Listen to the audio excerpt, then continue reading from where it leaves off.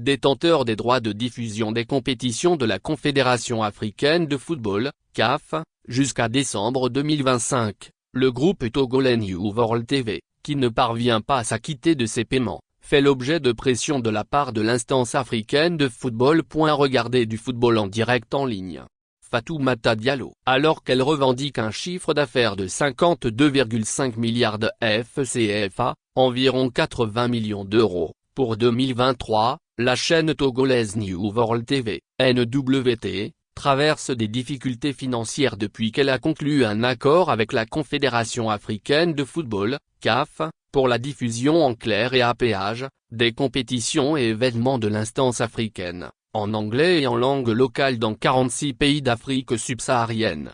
Dans le contrat de licence de 30 pages, que Jeune Afrique a consulté, New World TV s'est en effet engagé à payer 32,5 millions de dollars de garantie à la CAF, pour obtenir le droit de diffusion des compétitions sur la télévision payante et 38 millions de dollars pour la free-to-air media, télévision en clair telle que sur les chaînes nationales. Le document a été signé le 6 novembre 2023 par Nimanka Kolani en qualité de représentant de New World TV et agent de la CAF, par le secrétaire général Véron Mozango Omba et par le directeur commercial de la CAF, Hassan El Kama. Regardez du football en direct en ligne. 34 millions de dollars d'impayés. Ces paiements, échelonnés en 3 fois et qui ont débuté 15 jours après la signature du contrat, devaient être soldés le 5 septembre 2024. Mais selon nos informations, à ce jour, le média togolais ne s'est acquitté que de 36 millions de dollars. NWT reste donc redevable à hauteur de 34 millions de dollars. Nous avons en ce moment quelques problèmes avec la CAF, car nous avons manqué des échéances de paiement, confirme, à Jeune Afrique, Maître Louis Biao, le conseiller juridique de la chaîne. Nous avons déjà payé la moitié et nous avons sollicité un délai supplémentaire jusqu'au 12 décembre pour honorer nos engagements, mais la Confédération s'y oppose, déplore-t-il. Contacté par Jeune Afrique sur ces différents points, la CAF n'a pas donné suite à nos sollicitations. La suite après cette publicité. La chaîne, qui a obtenu un financement de 245 millions d'euros le 22 octobre par la Banque africaine d'import-export, Afreximbank,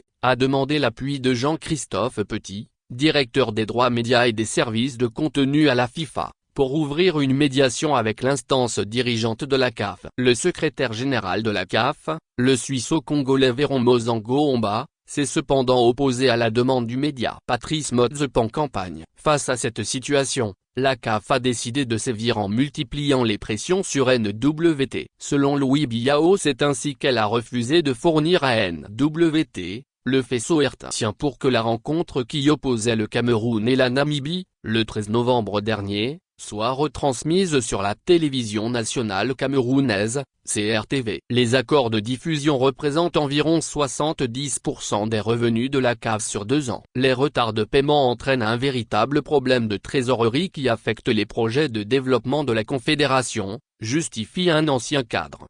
Ce retard est en effet un manque à gagner pour le président de la Confédération, Patrice Motsepe, lequel a déclaré mi-octobre sa candidature pour un second mandat à la tête de l'instance. Le Sud-Africain, dont le premier mandat est émaillé de polémiques, souhaite notamment s'appuyer sur ces fonds pour revendiquer un bilan financier positif auprès des dirigeants des fédérations. À son arrivée, en mars 2021, l'entrepreneur, qui a hérité d'un déficit de 40 millions de dollars de l'organisation, avait promis le changement en réduisant de manière drastique les pertes de l'instance africaine de football. Regardez du football en direct en ligne. En attendant, et malgré les difficultés de paiement, la chaîne montante togolaise, qui va diffuser la Coupe du Monde 2026 et possède aussi les droits de diffusion de la Ligue des Champions en Afrique subsaharienne, poursuit son expansion. NWT vient d'ouvrir des bureaux au Mali. Pour se démarquer de ses concurrents, elle joue sur la solidité de son offre, un bouquet composé d'une centaine de chaînes dont celle des françaises M6, TF1 et France Télévisions et celle du chinois StarTeam, et sur la diffusion en langue locale de la Ligue 1 française déjà commentée en EV, en Kotokoli et en Kabylie.